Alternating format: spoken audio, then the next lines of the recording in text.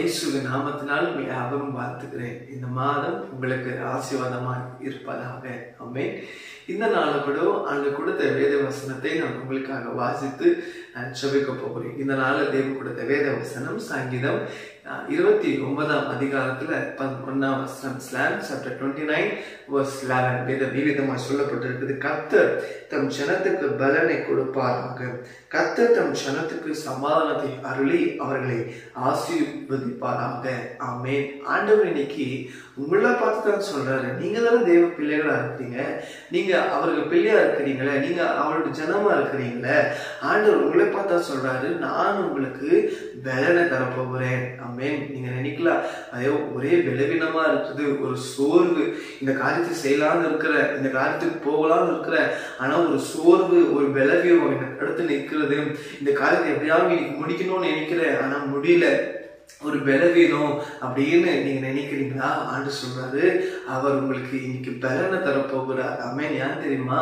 நீங்க தேவ ஜனமா இருக்கிறீங்க, நீங்க தேவ பிள்ளையா இருக்கிறதுனால அவர் சொல்றாரு, நான் உங்களுக்கு தேவ பலனை நான் உங்களுக்கு கொடுப்பேன். ரெண்டாவது சொல்றாரு, அவர் தம் ஜனத்துக்கு சமாதானத்தை அருளி.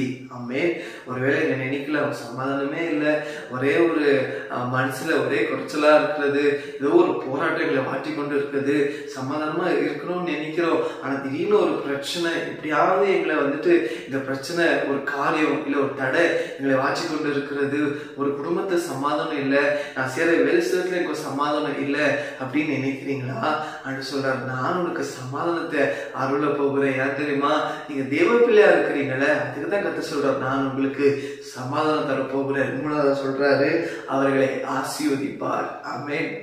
இந்த மாத தேவன் நமக்கு வாக்கு கொடுத்தாருல்ல, உங்க மூலியமா உங்க சன்னதி ஆசீர்வதிக்கப்படும், உங்க மூலியமா உங்க பிள்ளைகளை ஆசீர்வதிக்கப்படணும். அதே போல தான் ஆண்டவர் இன்னைக்கு சொல்றாரு, அவர் உங்களை ஆசீர்வதிப்பார். நீங்க சேர வேலைகளை கர்த்தர் ஆசீர்வதிப்பார், உங்க குடும்பத்தை கர்த்தர் ஆசீர்வதிப்பார், உங்க பிள்ளைகளை கர்த்தர் ஆசீர்வதிப்பாரு, நீங்க செய்கிற காரியங்களை கர்த்தர் ஆசீர்வதிப்பாரு, உங்களோட தனிப்பட்ட வாழ்க்கை கர்த்தர் ஆசீர்வதிப்பாரு. எந்த காரியத்துல ஒரு ஆசீர்வாதம் இல்லாம ஒரு பிரச்சனை இல்ல ஒரு தரித்திரத்தை வாழ்ந்து கொண்டு இருக்கிறீங்களோ, சொல்றாரு, இன்னைக்கு நான் உங்களை ஆசீர்வதிப்பேன். ஆமென்.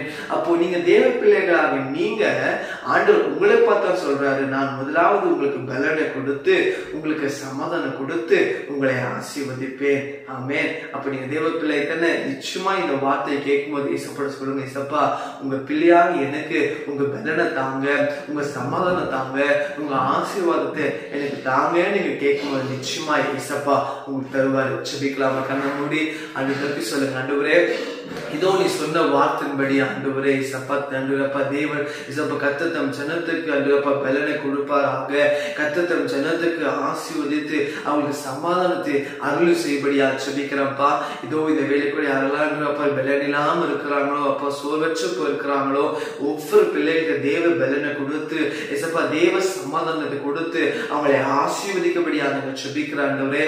எல்லா போராட்டங்கள் மாறட்டும், எல்லா கஷ்டங்கள் மாறட்டும், எல்லா தரித்திரங்கள் மாற்றி அவங்களுக்கு தெய்வீக சமாதானத்தை நிரப்பி அவங்களை ஆசீர்வதிக்கபடியாக ஜெபிக்கிறேன். எங்கள் தேவன் அப்படி செய்ததுக்காக உமக்கு நன்றி. இயேசுவின் நாமத்தில் பிதாவே. ஆமென். ஆமென். God bless you.